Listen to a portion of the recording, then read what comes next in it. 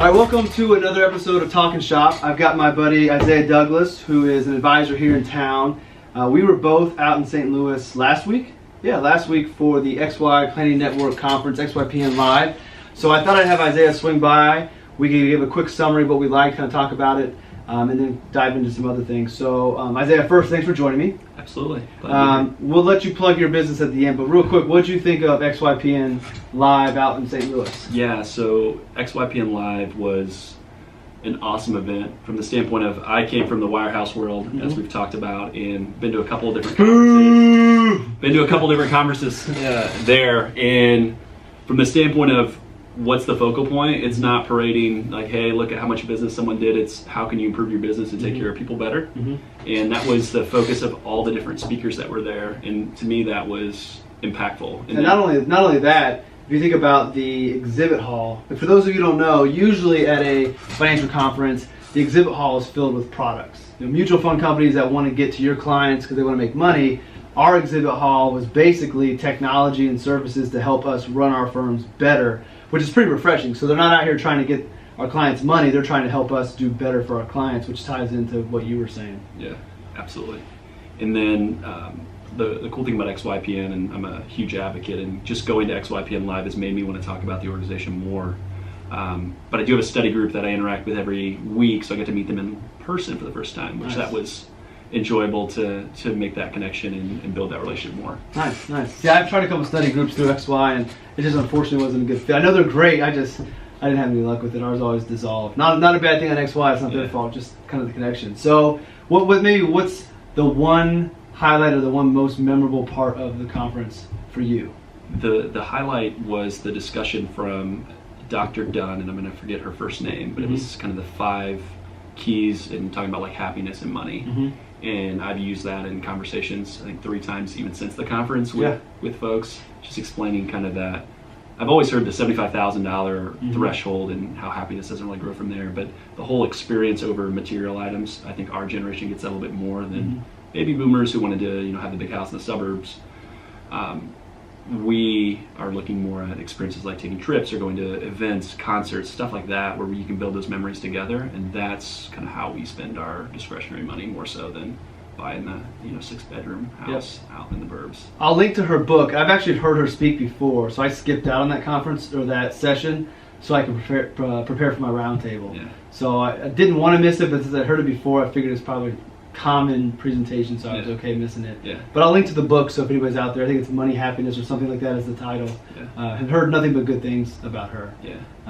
My highlight was a couple. One was getting to do the roundtable, which is pretty cool. So I did a roundtable on talking about using social media and writing and podcasting to kind of let your personality be known to the public. So it was pretty cool that they asked me to do that. It was real cool to have a pretty full room. So I enjoyed that. It's something that I'm very passionate and get excited about. But the other one was just networking. So for me, I'm older than you.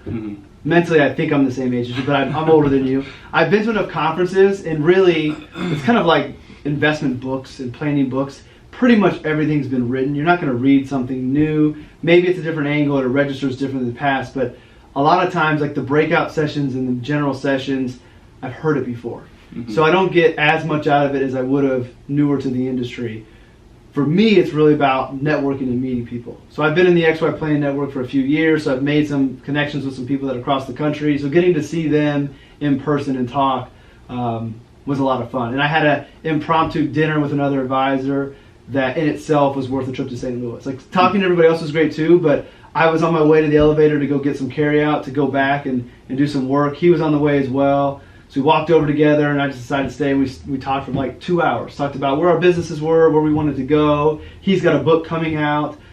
It was that conversation in itself was worth it.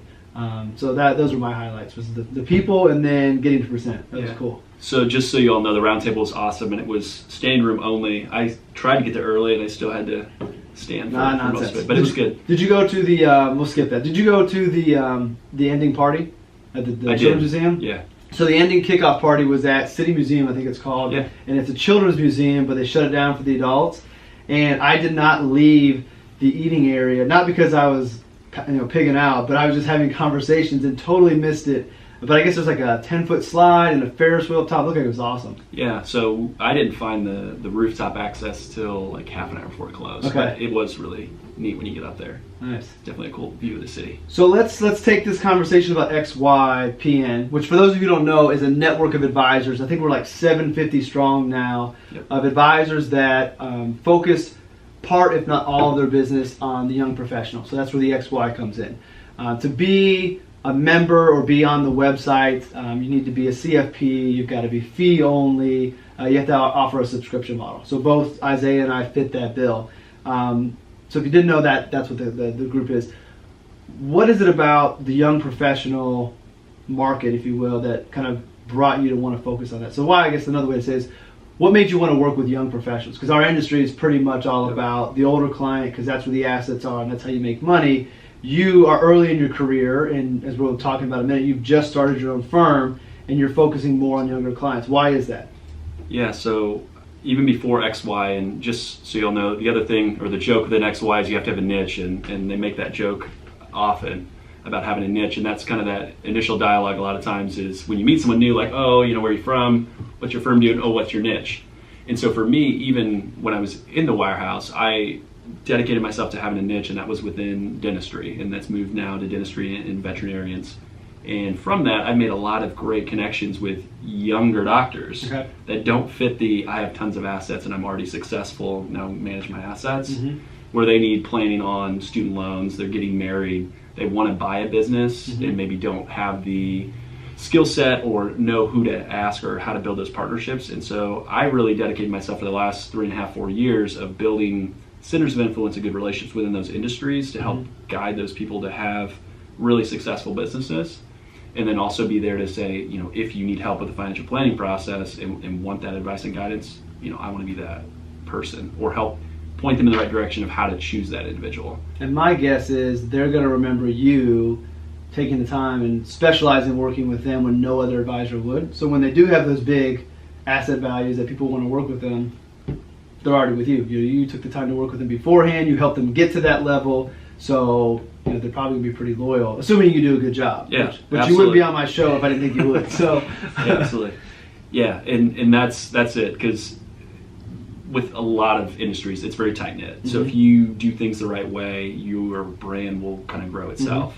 Now, it's very tight-knit, which is great when you're in. It's hard to get in. Right. So it's building those relationships, and I know you talked about even with your breakout is the long game, and that's exactly the same way that I approach it, is do right by people, give them advice. If they don't need it right now and they're already successful in doing the right things, at some point their life will get to a point where maybe they are too busy, or they want to focus on other things, where they say, I need help. Right. And then that's when you have the call or the reach out, like, oh yeah, I remember you talked when I was a 4th year dental student and you came and chatted about this and that, can we re-engage? Right.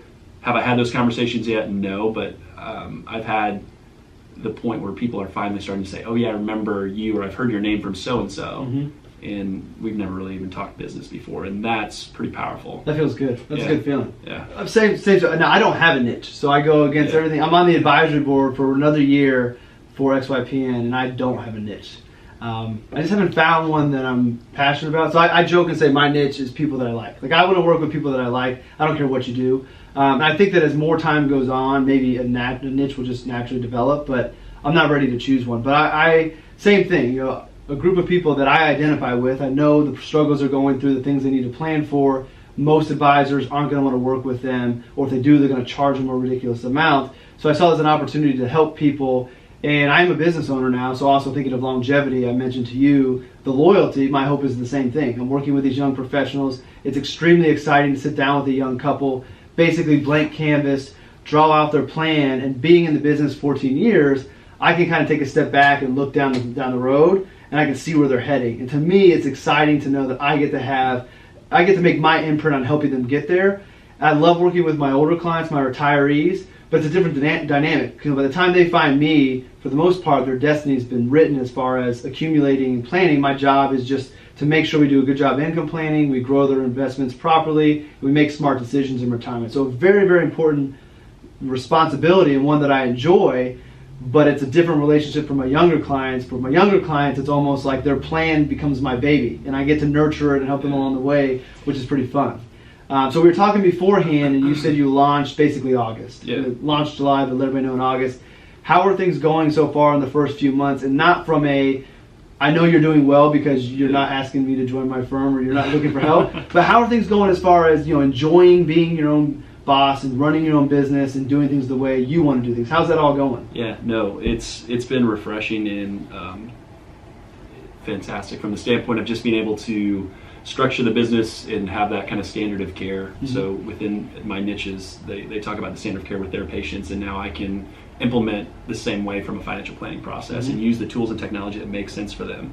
We talked about young professionals, so student loans is big in my arena, so I've spent some money and spent the time to develop that aspect of my service offering, whereas before, when it's investment focused, we don't care about debt. Right. What are your assets and how can we put an AUM fee or something on that? That's more the focus. And now looking at a young professional and saying these are the things that you need, or not being driven by products, because there are needs that they have within disability insurance where I can just say these are the 5 things you need, go get them, and I can help with that. But also if there's a better way, by all means go that route. Right. And that to me is refreshing, of not feeling like any of the advice is tainted. Now, at the end of the day, are they going to pay for advice from somebody? Absolutely. But they should be paid for advice, not for products. Right. And that's been awesome and enjoyed it. That's good. Well, before we wrap up, let everybody know where they can find you on social media, the name of your firm. I'll link to all those below in the show notes, but so people can follow you, especially if you're a dentist or a vet. This is your guy you might want to pay attention to. Yeah, so the firm is called ID Financial Planning and Wealth Management, which, again, my name's Isaiah Douglas. It's not overly creative, but tying everything to identifying ways to grow your net worth, so that's kind of where the ID stems from. I like it. And then, so I'm at ID Financial on Twitter, Isaiah Douglas on LinkedIn. I post a lot of the content and repost great articles from other, FinTwit folks out there. So awesome. It's been great. Another benefit of being your own business owner is you can cut out of the office at 1 o'clock to come over here at 1:30 on a Wednesday afternoon, record a video, and then head back to the office. Absolutely. So I appreciate you stopping by, Isaiah. Always good to see you. Hopefully we'll have you back on in the future to talk some more shop. Appreciate it. Thanks, All Justin. right. We'll see you all in the next episode. Okay. Awesome.